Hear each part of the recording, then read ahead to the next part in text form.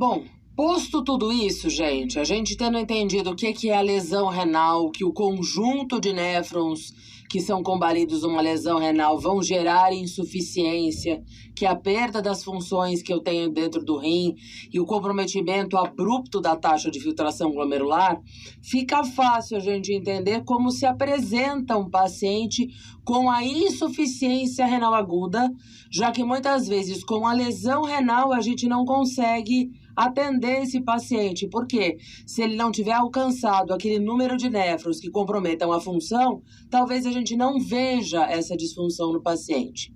E aí o que a gente vai lembrar? A gente vai lembrar que naquela primeira aula a gente comentou quais eram as funções executadas pelo rim. Se o indivíduo é insuficiente, se um órgão é insuficiente, significa que ele vai cumprir mal esse papel. Significa que ele vai apresentar disfunções, ou seja, ele não vai conseguir executar adequadamente essas funções. Então, o que a gente tem? Comprometimento da filtração, desenvolvendo um estado azotêmico, que é aquele em que ele vai começar a concentrar produtos azotos na circulação, lembrando que ureia e creatinina são meros marcadores, mas que eu tenho mais de 100 substâncias por trás delas, que eu leio aí por trás delas, que deveriam ser jorradas para fora pela urina e estão acumuladas no organismo. Então esse indivíduo vai desenvolver um status urêmico. Desenvolver uremia significa ter manifestações clínicas dessa azotemia. Então, esse paciente ele vai apresentar um quadro de intoxicação endógena, porque essas substâncias geram náusea, geram vômito, mal-estar, deixam esse indivíduo muitas vezes com quadros neurológicos. Então, a gente vai assistir a síndrome urêmica. Lembrem que a lesão é em túbulo contorcido proximal, então eu posso ter um comprometimento muito importante da capacidade de reabsorção de água. Lembra daqueles 65% a 80% que eram reabsorvidos pelo tubo contorcido proximal? Então esse indivíduo ele começa a perder mais água. Lembra que eu falei que ele até pode ter poliúria e ele vai acabar desidratando. E outra, ele às vezes também tem outras vias de perda por causa da própria uremia que também favorecem a desidratação. Ele vai desenvolver um desequilíbrio eletrolítico e ácido base. Ele vai reter H+, faz acidose metabólica. Ele vai reter alguns eletrólitos e particularmente a gente sempre fica de olho no bendito do potássio e no bendito do fosfato. Lembrando daquilo que a gente já comentou nos estados de obstrução, em que o fosfato aumentado começa a quelar o cálcio e eu começo a ter problemas por causa de uma deficiência de cálcio e eu tenho um indivíduo que fica com o potássio muito alto, tendo alterações neuromusculares e principalmente desbalanceando a função cardíaca. Lembrem que eu posso ter distúrbios orgânicos à distância por conta do status azotêmico, por conta da acidemia, o desenvolvimento da acidose metabólica e muitos desses pacientes eles evoluem para o óbito. A vantagem é que quando você pensa numa insuficiência renal aguda, dependendo da causa, se eu posso mexer com ela, pode ser que ela seja potencialmente reversível, apesar de também potencialmente fatal. Mas o que a gente precisa é fazer um diagnóstico rápido, preciso e fazer uma intervenção nesses pacientes. Como que esse indivíduo vai se apresentar para mim? Normalmente, os indivíduos com insuficiência renal aguda, eles têm sintomas que aparecem subitamente, que se agravam muito rapidamente. A evolução dentro do quadro é uma evolução normalmente menor do que em uma semana. Em uma semana, a gente percebe que o indivíduo começa a apresentar problemas e tem uma piora muito rápida. Esses indivíduos eles apresentam sintomas inespecíficos como letargia, anorexia, prostração, depressão. Podem ter quadros gastroentéricos, lembrando da intoxicação endógena, mas também da ação de compostos amoniacais aí sobre a mucosa do próprio estômago e do intestino delgado. Então o indivíduo ele pode fazer lesões, inclusive ulcerativas, aí por conta da atuação da amônia na microvasculatura da mucosa do estômago e do intestino. E aí ele tem vômito e diarreia por conta da própria intoxicação que se estabelece e muitas vezes ele tem um efeito ulcerativo. Então o vômito e a diarreia podem vir tingidos de sangue. Esses pacientes eles podem apresentar hematêmese, podem apresentar melena, podem eventualmente até apresentar hematoquesia. Lembrem-se que a gente tem um hormônio que estimula a produção de suco gástrico, que é a gastrina. A gastrina se liga ao seu receptor na parede da célula parietal e determina a ativação da bomba de prótons.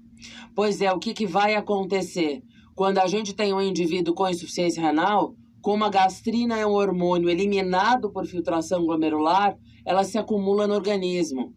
Então, esses quadros de gastrite, principalmente no cão, porque o gato ele fica um pouquinho fora dessa curva, mas principalmente no cão, há uma hipergastrinemia resultante da diminuição da filtração glomerular, que também pode ser a causa do vômito e a causa desse vômito associado a ulcerações do trato gastroentérico.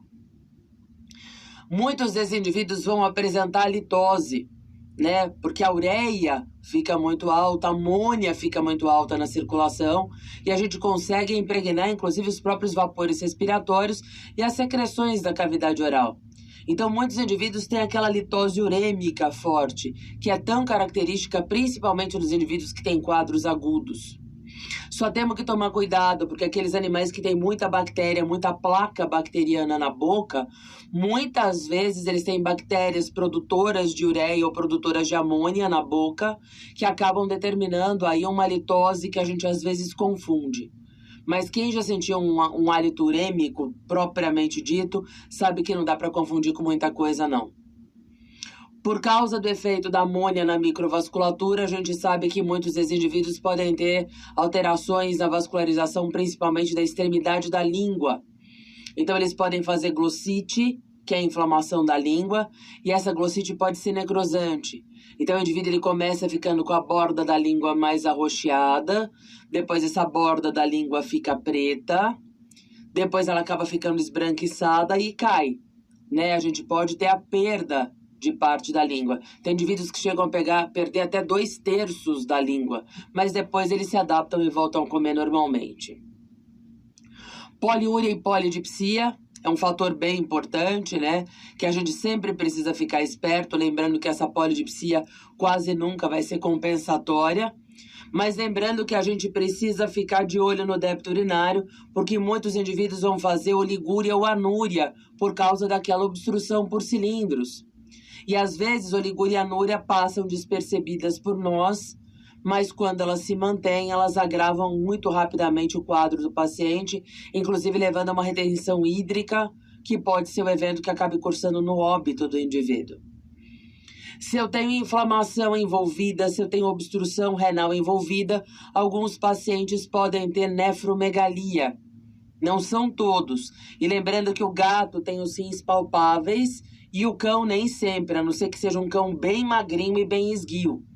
Mas às vezes tem cães que têm uma glomerulopatia ou tem uma hidronefrose ou uma obstrução de ureter por cálculo e esse rim ele fica tão grande que a gente consegue perceber. Muitos pacientes acabam evoluindo com todas as alterações que acontecem dinamicamente, podem evoluir para o colapso cardiovascular, então podem evoluir para o choque.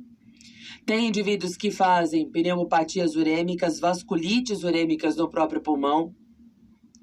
E por conta disso, eles podem fazer quadros pulmonares inflamatórios, quadros pulmonares hemorrágicos e até mesmo um edema pulmonar por vasculite urêmica. Então a gente precisa tomar muito cuidado com a administração de fluido. Antigamente se falava muito da administração de coloide para o paciente com doença renal ou com insuficiência renal aguda, mas isso mais ou menos que caiu em desuso agora. E na verdade, as soluções cristalóides isotônicas, né, principalmente o Ringer com lactato, acabam sendo os fluidos de escolha.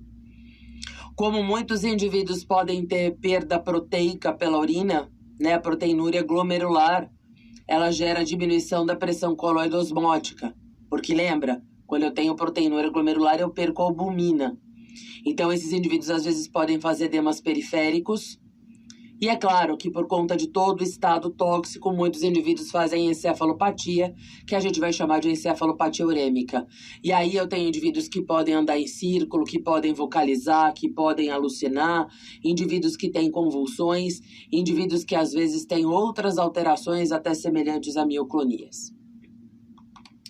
Um dado importante foi o que eu comentei com relação à poliúria e à polidipsia. Na nossa cabeça, a poliúria e a polidipsia são a grande marca, né, ou as grandes marcas do indivíduo com insuficiência renal aguda, lesão renal aguda. Mas lembre-se que essa obstrução por cilindros ela pode acontecer e pode se tornar impressiva de uma hora para outra. Portanto, a gente sempre tem que ficar vigilante com relação ao débito urinário, porque oligúria e anúria podem passar despercebidas e podem agravar muito rapidamente o quadro clínico do paciente. Então, a gente vai ter que tomar conta disso com cuidado. A avaliação laboratorial desse paciente é aquele kit básico de todos os dias que vocês conhecem muito bem. A gente vai fazer colheita de sangue, vai fazer aqueles exames de sangue que nós já comentamos anteriormente, e a gente vai ter o nosso grande marcador da insuficiência, como a creatinina, lembrando que ela é tardia, né? Lembrando que quando a creatinina aumenta, essa lesão já vem caminhando há algum tempo, mas ela vai me mostrar que houve a perda aí da taxa de filtração glomerular.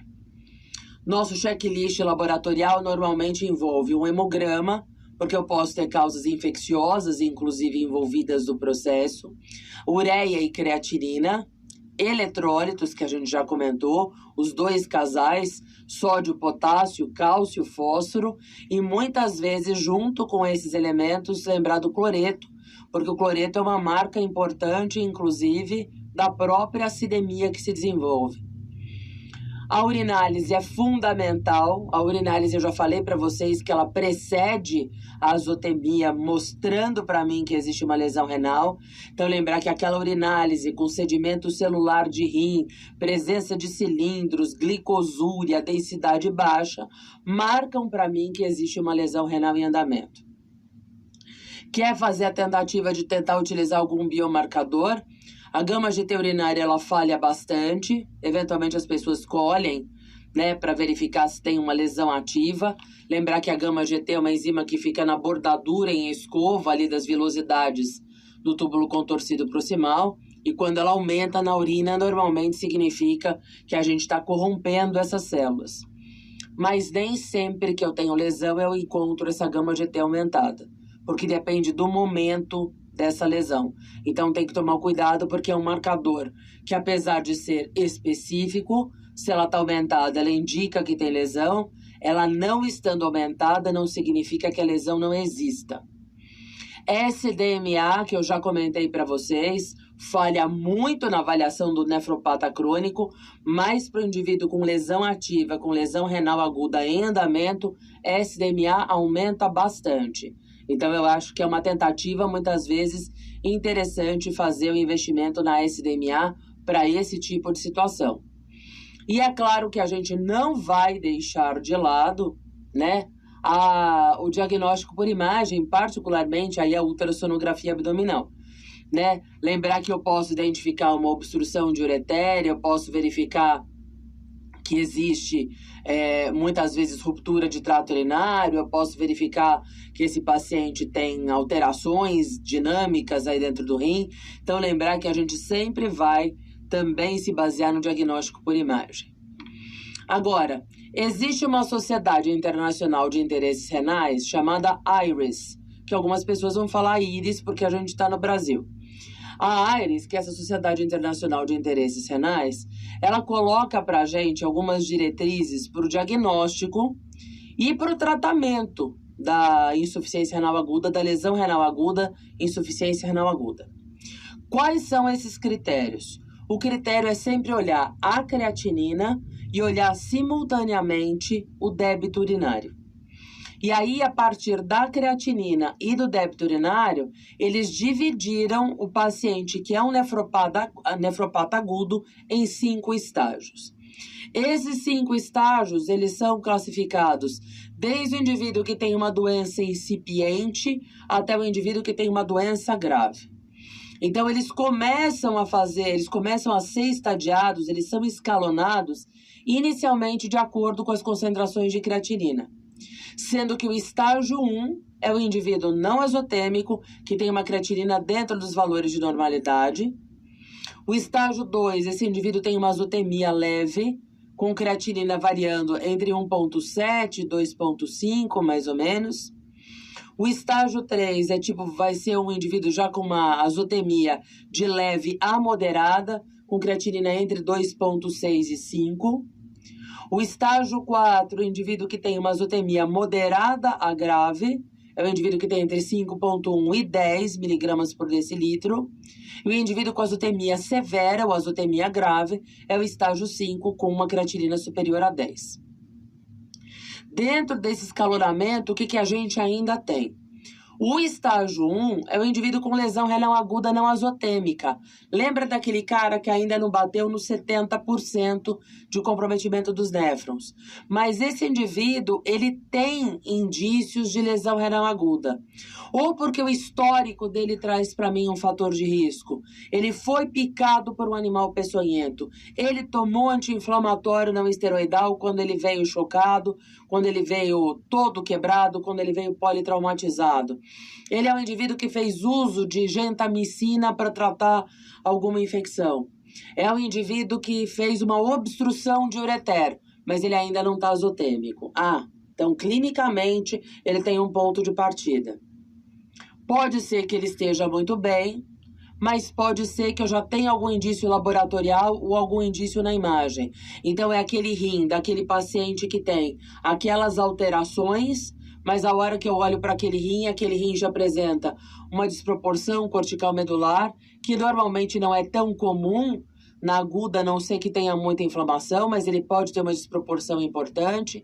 É aquele que tem uma alteração de ecogenicidade muito importante, né? Ele tem uma medular que fica muito hipocogênica, uma cortical que fica muito hipocogênica por conta, muitas vezes, de edema, ou hiperecogênica já por conta de infiltrado celular. É aquele indivíduo que tem uma pelve dilatada, aquele indivíduo que tem uma pelve dilatada hiperecogênica, que pode ser uma pielonefrite. Aí o que a gente vai avaliar? A urinálise desse paciente é uma urinálise que mostra para mim que ele tem celularidade, que ele tem cilindro, que ele tem proteinúria, que a densidade já baixou um pouquinho e eventualmente ele pode ter glicosúria. Para esse paciente, o que a gente vai verificar é dia a dia o que acontece com a creatinina dele, porque ele tem o histórico, ele já tem alguns indícios. O que eu preciso saber é se ele evolui para insuficiência ou não. Então, o que a gente faz? A gente verifica nesse paciente se a creatinina dele aumenta a cada 48 horas. Acréscimos de creatinina, progressão de um estado azotêmico em 48 horas é um dado importante. E aí o que eles falam? É um aumento maior do que 0,3 miligramas por decilitro da creatinina a cada 48 horas. E a gente tem que verificar se esses pacientes não têm alteração do débito urinário.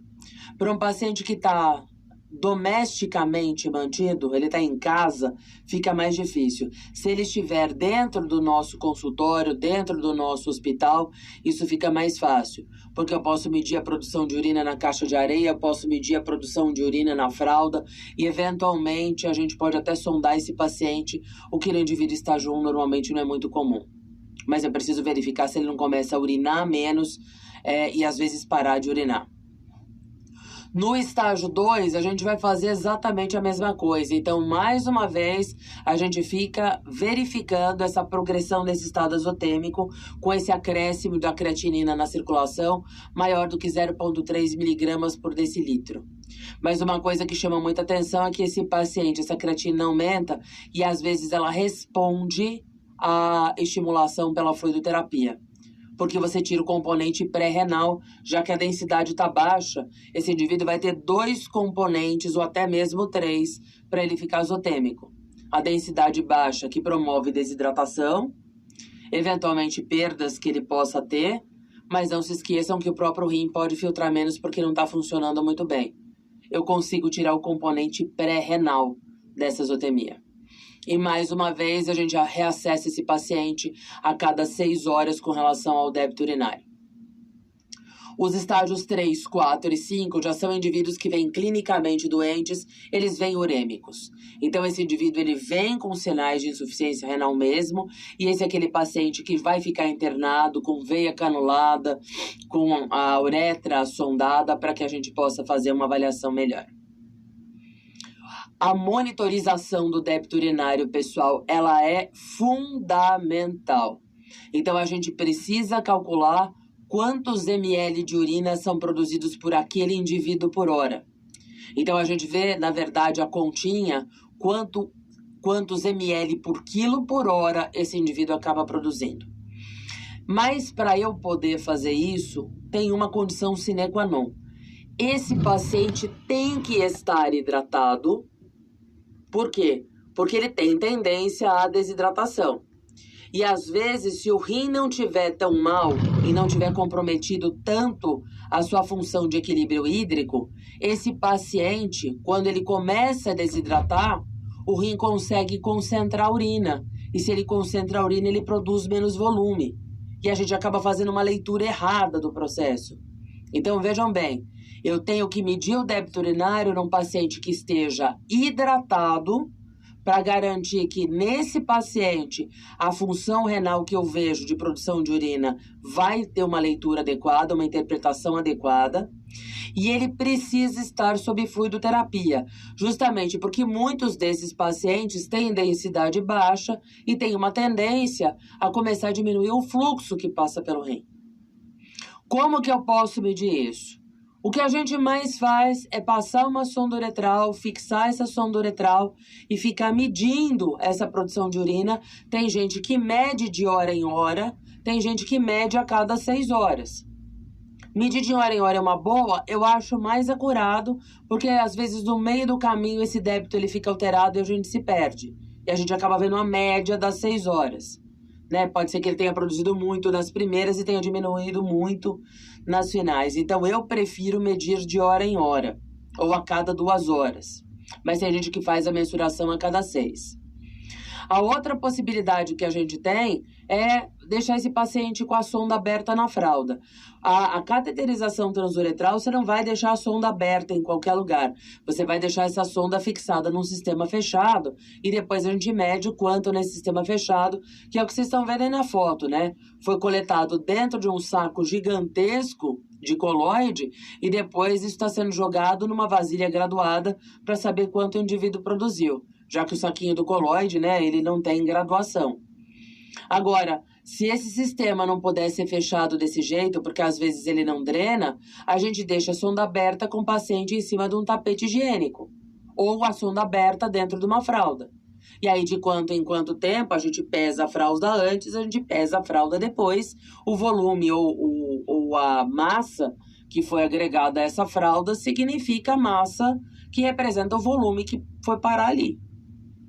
A ultrassonografia também serve. Lembra que a gente vê uma estrutura e que se eu fizer 3 medidas lineares, eu vejo um volume aproximado ali dentro. A bexiga ela é quase redondinha, a gente tem um erro muito pequeno ali, mas se eu fizer as medidas de altura, comprimento e largura da bexiga, multiplico as 3 entre si, aproximadamente eu sei quantos centímetros cúbicos foram produzidos. É só transformar isso para milímetro cúbico que eu tenho a conta aí em ml, tá? Agora, o que é normal? É o indivíduo produzir mais do que 1 a 2 ml quilo-hora, ou a partir de 1 a 2 ml quilo-hora, dependendo das circunstâncias. Se eu tenho uma produção menor do que 1 ml por quilo por hora para o cão, e menos do que meio ml por quilo por hora para o gato, que lembra que é um indivíduo que urina menos, a gente tem determinado um estado oligúrico. Significa que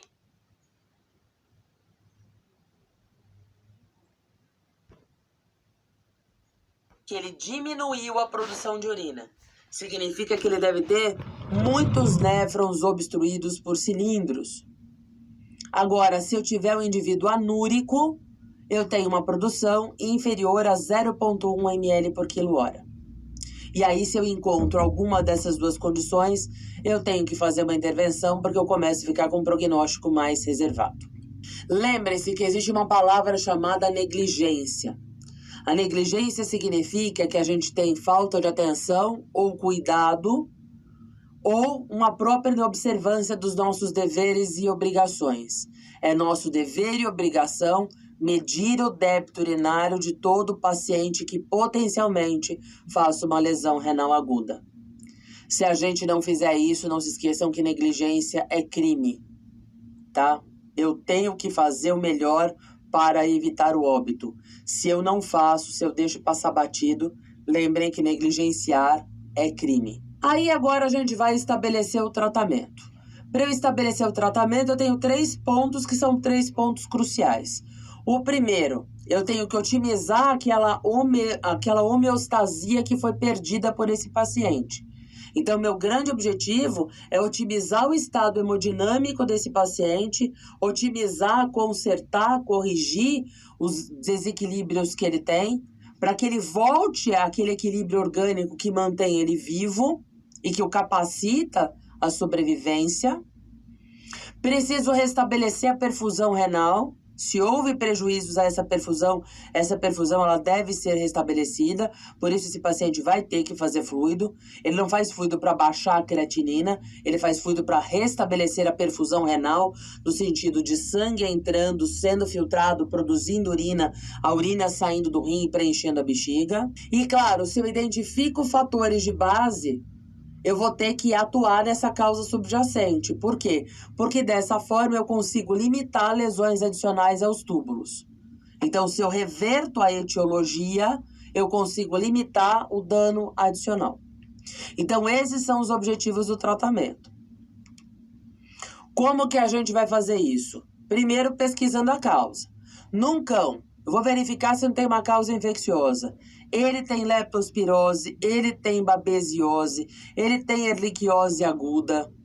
Esse indivíduo fez uma crise hemolítica, ele fez um heat stroke, ele fez uma rabdomiólise, ele foi picado por uma serpente, talvez eu tenha o soro antiofídico para fazer para esse paciente.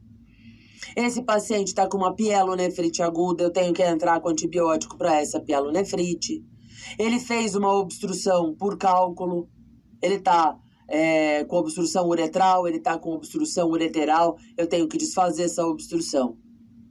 Num gato, a gente vai pensar mais uma vez, e principalmente no gato, a gente pensa muito na doença medicamentosa, porque a heterogenia no gato ela é muito, muito, muito frequente. E a gente vai pensar em muitas causas parecidas com as causas do cão. É que o gato normalmente não faz doenças infecciosas que comumente cursem insuficiência renal aguda. Vamos estabelecer fluidoterapia. Aquela coisa de fazer a fluidoterapia, reidratar o paciente, fazer manutenção do paciente. Tem gente que começa fazendo uma fluidoterapia mais pesada, só tem que tomar muito cuidado com a fluidoterapia pesada em alguns pacientes, porque pode ser que eles espanem. Então, um cardiopata tem que tomar cuidado com a fluidoterapia pesada. Um gato tem que tomar cuidado com a fluidoterapia pesada. Então, para esses pacientes, a gente mantém um fluxo de 3 ml quilo-hora, vamos chegar a 5 ml quilo-hora. Eventualmente, a gente vai para um gato para 7 ml quilo-hora, mas isso é muito raro. Mas os outros pacientes, a gente pode chegar até naqueles volumes grandes que a gente acaba fazendo até mesmo prova de carga, de chegar a 15 ml por quilo, 10 ml por quilo para alguns pacientes, mas ele precisa ficar sendo vigiado o tempo inteiro, porque qualquer sinal de congestão, qualquer sinal de propagação de batimentos cardíacos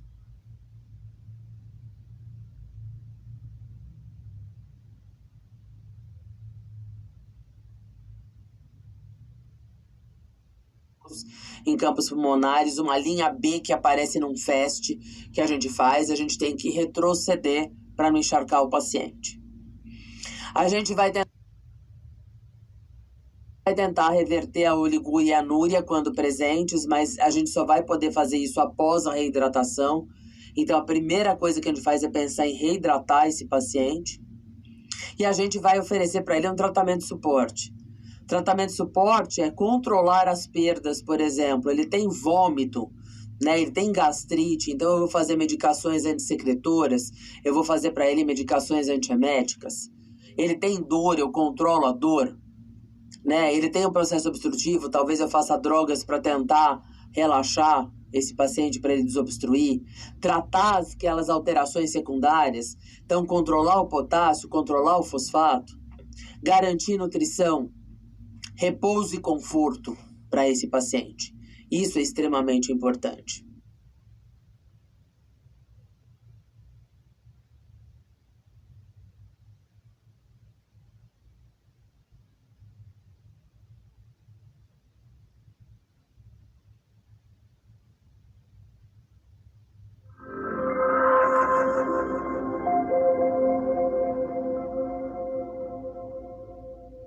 A fluidoterapia é uma fluidoterapia intravenosa agressiva, que tem o objetivo, assim, da gente tentar reverter a azotemia e promover diurese. Então, a gente começa repondo o que foi perdido. O que ele perdeu? É a porcentagem da desidratação que eu leio no paciente. Então, vem aquele cálculo do peso vezes a desidratação vezes 10.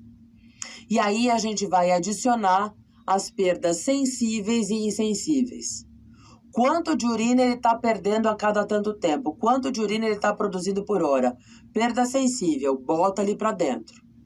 Ele está perdendo por vômito ou por diarreia? A gente também vai fazer a reposição.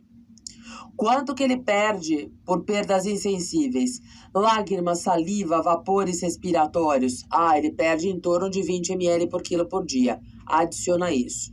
Esse pacote a gente calcula para uma reposição. Só que é muito complicado vocês calcularem para uma reposição num período estimado. Aí eu vou repor tudo isso em 6 horas. Porque eu não sei se o sistema vascular dele comporta. Então, na verdade, a gente vai calcular por volume por hora.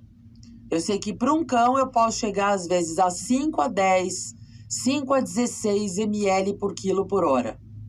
Ele está muito desidratado, ele está hipovolêmico, ele está pré-chocado, sobe para 16 ml quilo hora.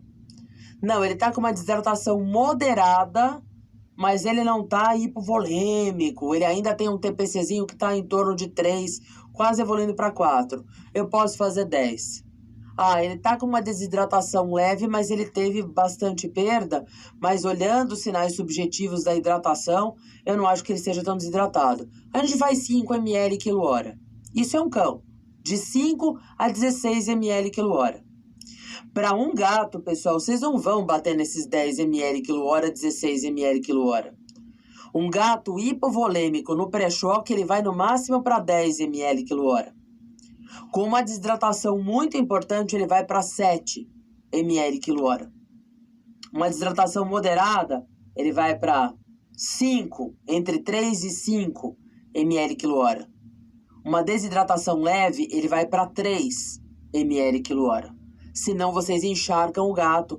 E uma das principais causas de morte de gato em internação é overfluid, né? É superidratação. E aí, o tempo que eu demoro para reidratar o paciente, gente, é o tempo que essa velocidade vai me dar para colocar esse fluido do que ele perdeu. Aí passou esse período do que ele perdeu, eu vou fazer a fluido de manutenção. A fluido de manutenção, para gatos, é em torno de 40 ml por quilo dia. Tem gente que joga 60, mas em torno de 40 ml por quilo por dia. Para cães de pequeno porte, em torno de uns 60 ml por quilo por dia a 100 ml por quilo por dia. Cães de pequeno porte, um pincher, às vezes 100 ml por quilo por dia, vai por conta do metabolismo que é muito acelerado. Para um cão de grande porte, a gente fica em torno de uns 60 ml por quilo por dia. Então, a gente passa, depois de eu ter feito toda a hidratação, o cara está hidratado e às vezes eu demoro mais de um dia para reidratar o paciente, a gente vai passar para a fluidoterapia de manutenção. E essa fluidoterapia de manutenção, ela também tem que ser adicionada às perdas sensíveis e insensíveis, porque ele tem risco de desidratar se eu não só der a água que ele precisa para ser mantido e esquecer de dar aquilo que ele está perdendo. A fluidoterapia de manutenção tem uma velocidade mais baixa. Para um cão, a gente mantém 2 a 4 ml por quilo por hora. Para um gato, entre 1 a 3 ml por quilo por hora. Então, isso é importante para a gente lembrar. E aí, Dia a dia, hora a hora, vocês sabem como trabalha uma internação. A internação fica passando vários boletins por dia, que cada vez que repassa no paciente. Então, pode ser que um cálculo de velocidade que você fez de manhã, ele mude depois do almoço, ele mude de noite. Então, esse paciente é revisado o dia inteiro. A gente vai fazer essa reposição normalmente com Ringer com lactato, que é o fluido mais fisiológico que a gente tem. E a gente vai evitar a solução salina de cloreto de sódio por conta da acidose metabólica. Porque quando você coloca o cloreto, ele acidifica muito o sangue e faz uma acidemia clorêmica, que é difícil de reverter, porque o cloreto que entra não sai. Bom, o paciente está vomitando. O paciente está vomitando, eu tenho que dar algum medicamento para bloquear o vômito. E, ao mesmo tempo, eu tenho que dar um medicamento para evitar que eu tenha lesão no esôfago por causa desse vômito. Então, a gente faz medicações antieméticas, a gente faz antissecretores e a gente faz protetores de mucosa. Os antieméticos mais utilizados na atualidade são a ondansetrona e o maropitam. A ondansetrona, a dose de 0,1 a gente praticamente nem usa mais. A gente tem utilizado entre 0,5 e 1 miligrama por quilo da onda.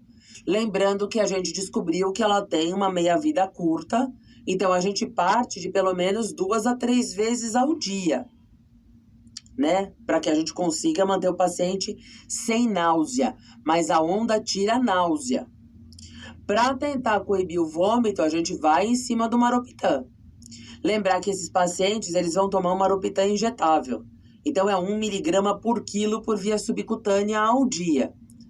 Se a gente conseguir controlar o vômito e o paciente ficar bem, e ele puder tomar medicação por via oral, aí a gente passa a fazer o maropitam em comprimidos, e aí a dose aumenta para 2 miligramas por quilo, tá? Também uma vez ao dia por via oral. Medicamentos antissecretores. A gente pode fazer o uso do omeprazol. Esses pacientes, eles se beneficiam bastante com o omeprazol, por conta do bloqueio total aí da bomba de prótons, né? Já que eles têm hipergastrinemia. Só que tem um problema com relação ao omeprazol. Qual é? O omeprazol, pessoal, ele gera mais hipergastrinemia. Por quê? Porque você bloqueia a bomba e o pH do estômago aumenta bastante. Então, existe um estímulo para mais produção de gastrina. E alguns pacientes têm hipergastrinemia reflexa. Então, eu acho que é prudente, como antissecretores aqui, a gente também não desconsiderar a possibilidade do uso da famotidina, que é um antagonista H2. A dose da famotidina a gente pode fazer 0,5 a 1 miligrama por quilo a cada 12 ou a cada 24 horas. Eu acho que para esses casos é mais prudente a famotidina que o omeprazol. E lembrar que eles também podem se beneficiar de protetores de mucosa por conta do efeito ulcerativo que eles podem ter. Então, a gente pode fazer o sucralfato, normalmente a gente faz 250 miligramas TID ou KID para os pacientes de pequeno porte. E lembrar que para paciente de grande porte, a gente chega a fazer 500 miligramas TID ou KID, tá? Se o indivíduo tem potássio elevado, vocês agora já estão doutores do que tem que fazer. Potássio elevado é risco de morte. Lembrem disso, né? Lembrem que o potássio elevado, ele vai ter aquele efeito todo, inclusive no ritmo cardíaco. E que a gente comece a ter problemas a partir de 6 miliequivalentes ou milimol de potássio por litro, mas que os grandes problemas acontecem numa concentração maior ou igual a 7. Então, se eu tenho um paciente com potássio menor do que 7, que é assintomático, a única coisa que a gente faz é fluidoterapia, que atualmente a gente sabe que necessariamente não tem que ser sem potássio, mas é sem suplementação. Mas pode ser o bom e velho Ringer com lactato, como que a gente já comentou na aula passada. Quando a gente tem um paciente que apresente manifestações dessa hiperpotassemia, que normalmente é o reflexo no ritmo cardíaco, ou seja, cardiotoxicidade, eu vou ter que fazer um plus. Porque além de eu diluir esse potássio, eu vou tentar translocá-lo com substâncias e eu tenho que proteger o coração dessa cardiotoxicidade. É igualzinho na obstrução da uretra. Então, mais uma vez, a gente vai em cima do gluconato de cálcio, aí na concentração de 10%. A gente vai fazer 50 a 100 miligramas por quilo, administrado por via intravenosa lenta por 10 a 20 minutos. E lembrar que eu tenho a possibilidade de fazer essa translocação utilizando insulina regular e glicose. Isso a gente já tinha comentado. E se esse paciente tem potássio alto com acidose metabólica, mais uma vez é um grande candidato para fazer a terapia com bicarbonato de sódio. É igualzinho. Então a gente não precisa repetir tudo isso, né? Agora, se esse indivíduo está com oligúria ou anúria, o que eu posso fazer por esse paciente? Bom, eu estou hidratando esse paciente está sendo previamente hidratado, eu deixo esse paciente com a veia canulada, estou medindo o débito urinário dele e percebi que apesar dele estar hidratado sob fluidoterapia, ele está com um débito urinário que não está batendo naquele 1. Nosso tratamento ele começa com diurético terapia. É por isso que esse cara tem que estar hidratado. Se ele não estiver hidratado, o diurético seca e mata o paciente, por mais distúrbio eletrolítico e por mais redução da perfusão ainda. Então, por isso, ele tem que estar previamente hidratado. E outra, o diurético precisa da água que está na circulação para puxar essa água dentro do rim e forçar uma descida maior dessa água. Qual é o efeito do diurético? É não deixar o rim absorver a água e a gente criar uma pressão tão intensa dessa corrente que vem dentro dos túbulos para que isso vá empurrando os cilindros para frente e fazendo a desobstrução. Não é porque o diurético força o rim a trabalhar. Quem tem esse conceito apaga e vamos voltar lá para trás, vamos raciocinar. Um diurético não faz um rim filtrar mais. A filtração ela vai continuar na toada que está indo, de acordo com sistemas que vão forçar um pouco essa execução, já que esse paciente está filtrando menos. Então, esse gato, esse cão, ele já tem ativação do sistema renina-angiotensina-aldosterona, forçando esse rim, esses néfrons que não estão tão doentes, a tentar uma filtração maior e a produzir um pouco mais de água. Só que eu preciso botar pressão para que essa água não seja em quase nada absorvida e que ela force uma pressão positiva em cima do cilindro para empurrar ele para baixo, néfron para frente, para que isso vá para a bexiga e ele consiga desobstruir. Esse é o objetivo da diurético terapia. E aí, o que a gente faz? A gente começa com diurético de escolha, pessoal, que é a furosemida. A furosemida é o primeiro diurético que a gente vai fazer. Por quê? Porque ela pode ser utilizada tanto no indivíduo com anúria como no indivíduo com oligúria. Então, a gente começa com a furosemida. A dose da furosemida é uma dose bem variável. A gente pode ir de 0,25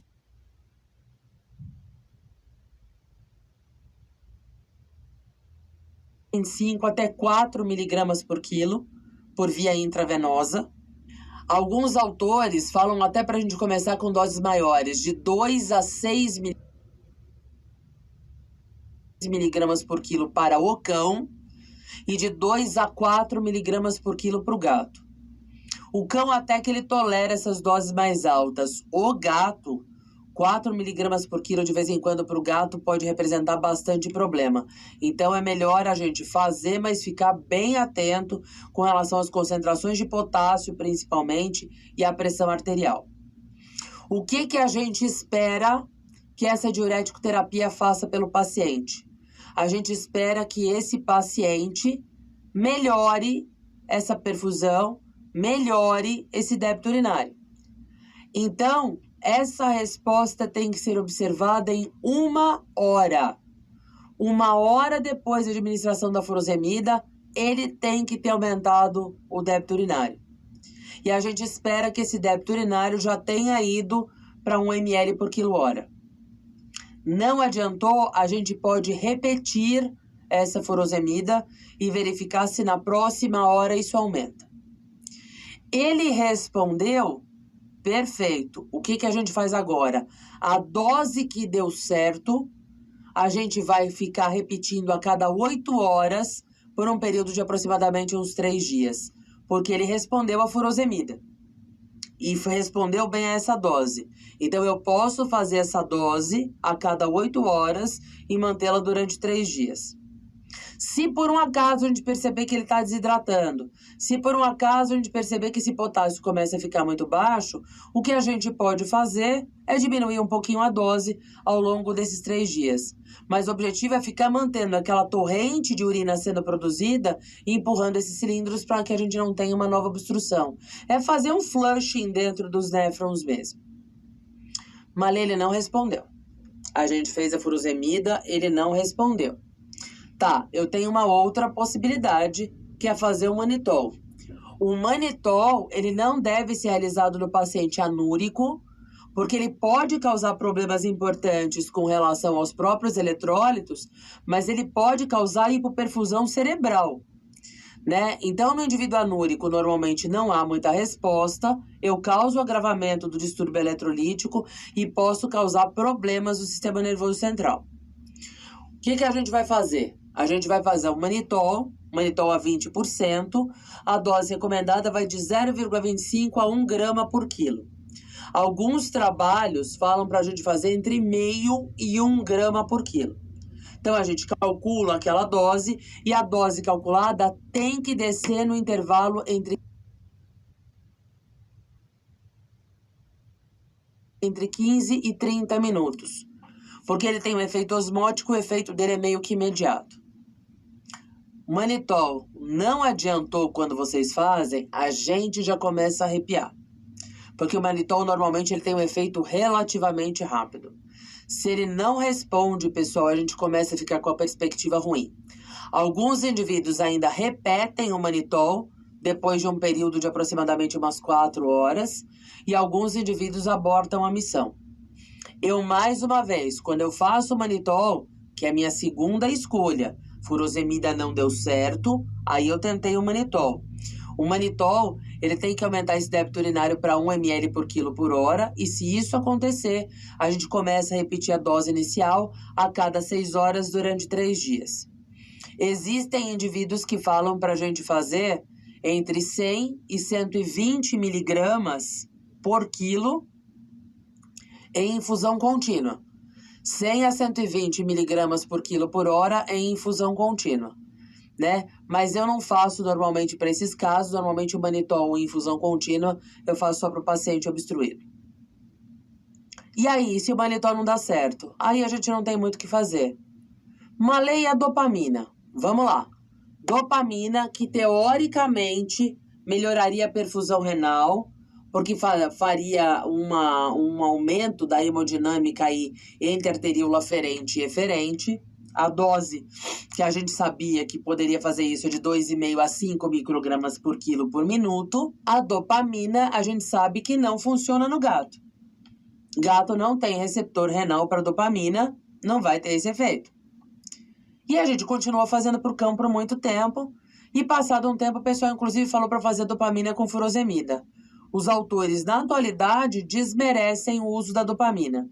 Por que eles desmerecem o uso da dopamina? Porque falaram que para o cão também não tem efeito, tá? Só que a gente tem que lembrar que esse tipo de terapia é uma terapia exclusivamente hospitalar. O paciente está oligúrico, anúrico, ele não pode ir para casa. Ele tem que ficar na fluidoterapia intravenosa, ele tem que fazer diurético terapia no hospital. E um detalhe importante, que eu acho que a gente já comentou em algum outro momento desta vida, mas sempre vale lembrar, que esses pacientes não devem ir para casa com veia canulada e soro ligado. Fluidoterapia intravenosa é exclusivamente hospitalar. Se vocês mandam um paciente para fazer fluidoterapia em casa, tomem cuidado que isso pode dar processo, tá? Só para a gente frisar, então, dopamina com ou sem furosemida, atualmente é demodê, não se faz mais. Não reverteu. A oligúria não reverteu, a anúria não reverteu, a anúria raramente reverte, a oligúria que tende a reverter, mas eu não consegui reverter a oligúria. O que eu tenho para fazer? Agora, o choro é livre.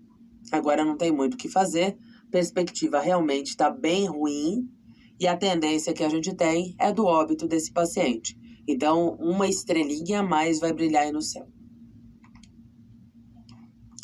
O que vocês têm que lembrar, né, que a gente vai fazer esse conjunto de coisas, a gente ainda vai passar uma sonda para alimentar esses pacientes. Esses pacientes ficam super felizes sendo alimentados com os nossos cuidados hospitalares. Lembrem que esses indivíduos eles têm um período relativamente longo para melhorar. Eles têm um período de mais de 5 dias para apresentar melhora. Então, isso tem que ser passado para o tutor logo do início, para não ficar naquela expectativa das 24 horas, a cada 24 horas, para saber o quanto ele melhorou. E eu percebo que os veterinários são muito ansiosos. Então, 24 horas o paciente não melhorou, eles passam uma notícia ruim para o tutor opta pela eutanásia e a gente não tenta fazer mais nada, né? Então, tem que tomar um pouco de cuidado com relação a isso. E é claro, a gente tem um problema, né? Os hospitais que fazem internações têm um preço mais salgado para essas internações e às vezes a disponibilidade de recursos do tutor não é tão grande assim. Mas sempre existe a possibilidade de que a gente consiga encaminhar esse paciente para alguém que consiga fazer o tratamento de uma forma menos onerosa para ele e ele consiga levar adiante.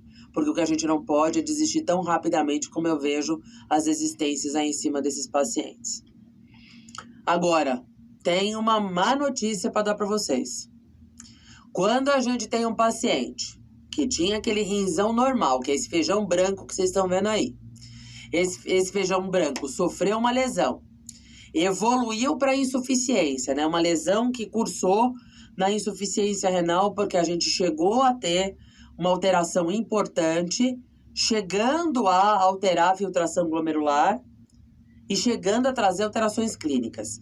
Significa que eu comprometi mais de 70% dos néfrons. Lembra que a gente pode ter aquele reparo bem adaptativo e aquele reparo mal adaptativo.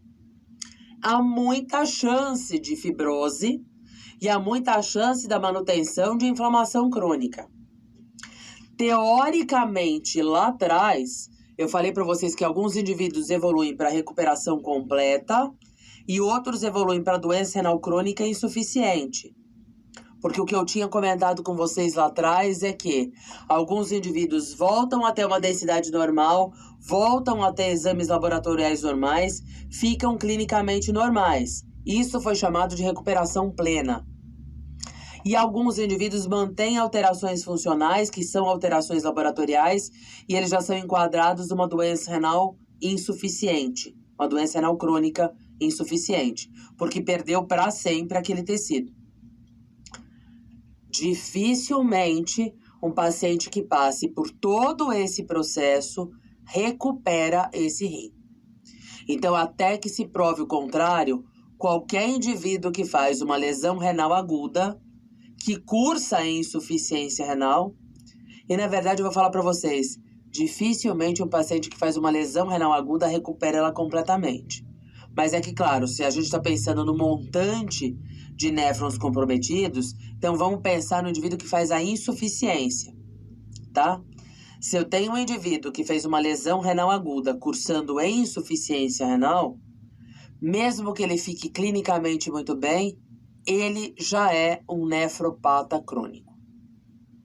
E vocês vão perceber isso como? Porque vocês vão ver que ele faz uma recuperação clínica completa, que é esse rim laranja que vocês estão vendo aí embaixo, recovery, mas ele já passa a ser um nefropata estágio 1. Como é que a gente sabe? Porque ele vai manter alterações no padrão ultrassonográfico. Ele vai ficar com o rim mais desarranjadinho e a gente vai ver que a relação córtico-medular, a gente vai ver que as ecogenicidades, blá, blá, blá, ficam alteradas. Então, normalmente, fez insuficiência renal aguda, já partiu para ser um doente renal crônico estágio 1. Agora, é claro, tem aqueles que fizeram lesões tão graves que nem os exames dele voltam ao normal, então eles já voltam em diferentes estágios da doença renal crônica. Eles já voltam como 2, 3 ou até mesmo 4. E é óbvio, né? Tem aqueles indivíduos que eles nem conseguem se recuperar e eles evoluem para o óbito durante o processo. Muitos pacientes que têm a lesão renal aguda e a insuficiência renal aguda requerem terapias de substituição renal. O que é uma terapia de substituição? É quando eu coloco o paciente para fazer diálise, né? É quando alguém tem que fingir que é o rim dele. E aí a gente tem a hemodiálise e a diálise peritoneal. Na hemodiálise, a gente vai passar um catéter nesse paciente, o sangue dele vai ser puxado para um rim artificial, que é um rim mecânico, e esse rim mecânico vai passar esse sangue dele por vários filtros, por várias membranas, e por substâncias que vão retirando substâncias da circulação. Existem vários mecanismos físicos que a gente tem aí. Então, a utilização de membranas que são membranas semipermeáveis e o líquido que favorece o deslocamento de solutos aí por essas membranas semipermeáveis. Então, quando que a hemodiálise ela é requerida? Normalmente na insuficiência renal aguda, principalmente quando clinicamente o paciente não melhora rápido, quando ele tem um estado urêmico grave, quando ele tem uma hiperpotassemia com correção difícil, quando ele foi submetido a substâncias tóxicas que possam ser dialisáveis, tipo ele foi tratado com aminoglicosídeo. Nos Estados Unidos, os cães intoxicados por etilenoglicol, que é um preservador da água do radiador para ela não congelar no inverno, mas estupidamente nefrotóxico. Quando o cara comeu lírio, quando ele ingeriu um metal pesado. Então, quando eu tenho tóxicos que estão acumulados no sangue, causando a lesão, muitas vezes eles podem ser removidos pela hemodiálise. E aqueles indivíduos que têm anúria ou oligúria refratária, a gente pode tentar fazer isso para tentar controlar um pouquinho o volume do paciente. Né? O volume, na verdade, não, a concentração de substâncias tóxicas no sangue do paciente. Porque se ele não filtra, elas acumulam, agrava a azotemia, agrava a uremia. Então, enquanto a gente tenta fazer esse indivíduo urinar, a gente vai filtrando o sangue dele para não deteriorar a condição dele. Várias pessoas fazem hemodiálise no Brasil agora, tem gente que faz até hemodiálise em domicílio, entre aspas, né? Eles chegam com a máquina na tua clínica se você marca para um paciente fazer. Então tem a possibilidade de fazer isso e é o nefropata agudo que tem a maior indicação para fazer esse tipo de terapia de substituição. A diálise peritoneal ela não é tão boa quanto a hemodiálise, mas ela pode ser utilizada quando a hemodiálise não está acessível, inclusive quando ela não é acessível por uma questão de custo. Então aí a gente coloca um catéter no abdômen do paciente, a gente coloca uma solução, que é uma solução que vai puxar substâncias, ela vai atrair substâncias, as substâncias vêm ao encontro dessa solução por meio ou através da membrana peritoneal, então elas atravessam o peritônio e depois de um tempo a gente coleta essa infusão que a gente fez no abdômen, que está contendo essas substâncias. Então a gente retira várias das substâncias tóxicas, várias das toxinas urêmicas e até alguns elementos, alguns eletrólitos aí. Só que a gente não consegue tirar tóxicos dialisáveis com uma intensidade tão boa, mas a gente na verdade vai tirar as toxinas urêmicas propriamente ditas. Alguns pacientes têm que fazer hemodiálise por vários dias seguidos para melhorar. Tem paciente que melhora muito com uma sessão, tem paciente que melhora muito com 2 sessões. Com a diálise peritoneal tem algumas vidas que a gente consegue salvar, então dá para fazer também, mas o que a gente tem que lembrar é que, de qualquer forma, um diagnóstico bem feito deve ser realizado. Animais de pequeno porte, cães toy e gatos podem ter problemas com a hemodiálise por uma questão volêmica. Ou eles voltam hipovolêmicos ou eles voltam hipervolêmicos da hemodiálise. E principalmente o gato, na verdade, ele acaba tendo algumas alterações dessa volemia que podem descompensar mais ainda o paciente. Então a gente sempre tem que ser bem criterioso e não fazer o procedimento com qualquer um, e sim com quem entenda. Em relação ao prognóstico, pessoal, o prognóstico que a gente tem aí da lesão renal aguda com insuficiência é um prognóstico que varia da intensidade do insulto que foi sofrido, da quantidade de néfrons que foram comprometidos, ou seja, do grau da disfunção, e vai depender também, muitas vezes, do status inicial desse rim quando ele foi lesionado. Porque um rim novinho que sofre uma lesão pode ter uma performance de melhora maior do que aquele que já tem uma doença renal crônica mais avançada. E aí o que a gente tem? A gente tem justamente isso nesse gráfico. Vocês conseguem ver que a gente parte, estou colocando aí, que muitos indivíduos a gente vai partir de 100% da função renal, ou seja, o cara estava perfeito, ele não tinha disfunção, sofre um insulto, por exemplo, né? E a gente percebe essa primeira linha verde aí em cima, que os indivíduos eles fazem uma pequena descida, um pequeno decréscimo da disfunção, porque fizeram uma disfunção branda, provavelmente, porque tinham muita massa néfrica que ainda ficou muito bem. Ele faz uma disfunção, ele perde um pouco da função, ele faz uma recuperação quase completa e ele faz uma cura clínica completa, que é o paciente que fica clinicamente bem sem alterações laboratoriais. A gente tem pacientes que já vão de cara para uma fase de cronificação, porque a gente percebe que eles sofrem um insulto, mas eles não voltam ao patamar anterior, porque a gente teve uma destruição que foi plena e perpétua de algumas estruturas. Então a gente percebe que a função renal não volta para o mesmo patamar, a gente já tem um decréscimo, e esse paciente aí vai, ao longo do tempo, ele vai progredindo nessa doença e nesse decréscimo da função. Eu tenho pacientes que já têm uma doença renal crônica, e aí eles fazem uma lesão renal aguda sobre a doença renal crônica. Então aí ele já tinha uma função que era ruim. Quando ele sofre um insulto, aqueles néfrons que tinham sobrado, coitado, que já estavam funcionando a milhão, eles são corrompidos. Então o retorno desse indivíduo a uma função normal ao próximo ao que ele tinha antes é muito difícil. Porque ele já tinha néfrons que estavam funcionando, estavam trabalhando em sobrecarga.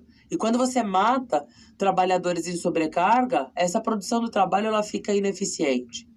E você tem aqueles indivíduos que fazem uma lesão tão grave que evoluem para falência renal. Vamos lembrar aí que os pacientes que a gente sempre tem que ficar de olho, principalmente aquele paciente que faz leptospirose, o paciente que faz uma piometra, porque eles têm outras alterações associadas ao quadro mórbido inicial que podem também agravar a recuperação aí desse rim, tá? Bom, pessoal, essa era a nossa querida lesão renal aguda, insuficiência renal aguda, que para muitos de nós é um pesadelo. Eu espero que agora tenha ajudado vocês aí um pouquinho a resolver aí esses casos, tá bom?